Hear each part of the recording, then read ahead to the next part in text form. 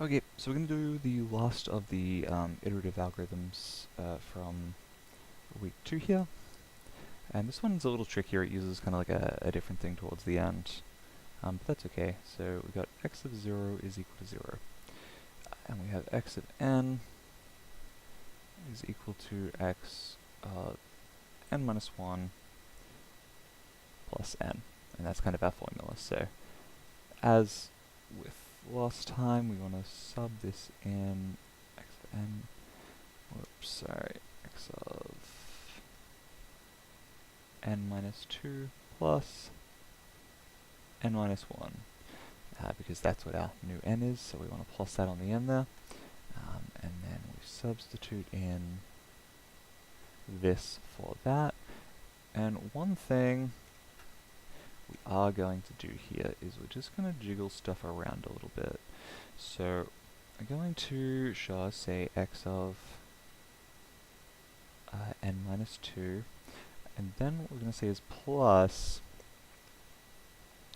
n minus 2 plus 1 plus n. And why we wrote this way, so obviously I didn't just kind of make up math minus 1. We can kind of represent however we want. So n minus 2 plus 1 is equal to minus 1, so I haven't broken math or anything. That's fine. We can re-express that as something that equals that. And there is a specific way that we want to write it this way, which will become clear when we kind of go through this next iteration. So let's say we want to solve x of n minus 2. Well, that's going to be x of n minus 3 plus n minus 2. So coming back to our x of n, we're going to go with, so now that we have x of n minus 3, rather than doing this x of n minus 2 plus 1, well, first of all, we need to write in this term first, n minus 2, except I'm going to go n minus 3 plus 1. Because again, that still equals minus 2, so we're fine. Plus, so now we want to plus this previous term, right? So this one, we're substituting in for this. We've just rearranged this n minus 2 to be n minus 3 plus 1, which is still minus 2. So now we're on to representing this next term, and we want that minus 2 to now be a minus 3 to match this minus 3. So we're going to go with n minus 3, but this term is n minus 1. We still want this to end up as minus 1, otherwise we are breaking math. So to get minus 1, we need to go minus 3 plus 2. And that still gives us minus 1, so that's still okay. Plus n. And so we'll just go for one more iteration. If we want to go to x of n minus 3, we'll go x of n minus 4 plus, and this time I'm just going to write it this way from the outset, n minus 4 plus 1, because that gives us n minus 3.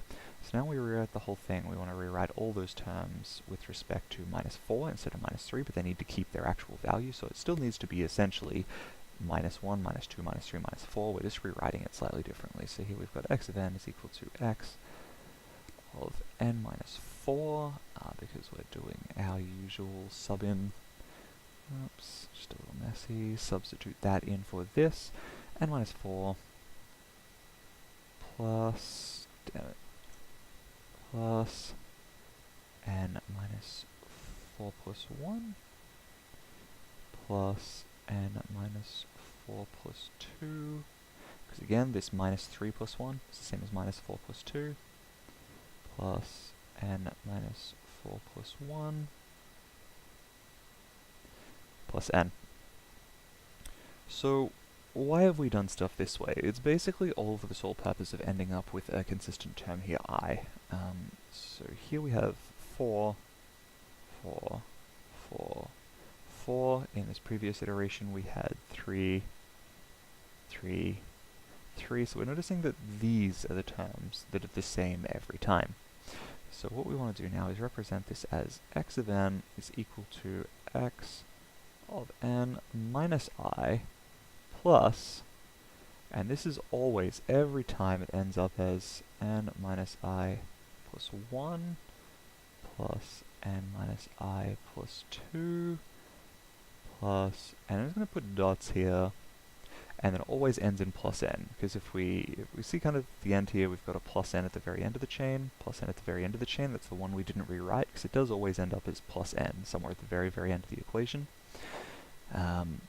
All that's changing is that in the middle, so this first time we've got minus 2 plus 1, and then here we've got minus 3 plus 1, minus 3 plus 2, minus 4 plus 1, minus 4 plus 2, minus 4 plus, sorry, that's meant to be 3, sorry about that, because this needs to equate to minus 1 plus 0. Or, I mean, if you think about this as n minus 4 plus 4, which is, plus 0, so it's just n. So that's the way that we've got this, and we're just going to leave that in that form for now, although this, like, plussing a term dot dot dot plus n is kind of pretty classic giveaway for a sum, because we're plussing kind of like an unknown series of things. But for now, what we want n to equal this time, and it's a little different, is that we want n to equal 0, because that's the case we know. We don't know x equals 1 anymore, we know x equals 0. Sorry, we know x of 0 is equal to 0. So this time, what do we need to let I equal to get 0? Well, we're just going to let I equal n, rather than n minus 1 this time. That's all nice and simple. So we can just go x of n is equal to x of n minus n, which I don't think I need to write that in. This is just 0 plus n minus n plus 1 plus n minus n plus 2 plus dot dot dot plus n. And so if we substitute these values in, x of 0 is 0, so we've got 0 here, plus, and now all of these n minus n, so all these terms have n minus I plus something, n minus I plus 1, n minus I plus 2, n minus I plus 3, n minus I, if we kept expanding it out, it would be n minus I plus 4, etc., all the way up to n. So what we actually have here is a sequence. So what we actually have is plus 1, plus 2, plus 3, dot dot dot, plus n. So we know that we can rewrite that as the sum. We can ignore the 0, the sum of all values from I equals 1 to n of I, because now I is 1 plus 2 plus 3 plus 4 all the way up to n is exactly what this formula exists to represent. And we know from, this is the exact form of the rule, so I'm not going to write out the rule, but we know from the sum laws that that is n outside of n plus 1 on 2, and therefore that's our answer. So this recursion comes out to be n outside of n plus 1 on 2, because it essentially all boils down to, once these n minus n's cancel out, to be 0 plus 1 plus 2 plus 3 plus 4 plus 5 plus all the way up to plus n, which is our arithmetic sequence, which is how we get that. So that one's a little tricky, because of this weird rearranging it for the sole purpose of making the i's cancel out. I guess that's probably just one of those tricks that it's good to practice a few times so that you can do it if there's like an exam question on it or something. But yeah, that's how to solve that question.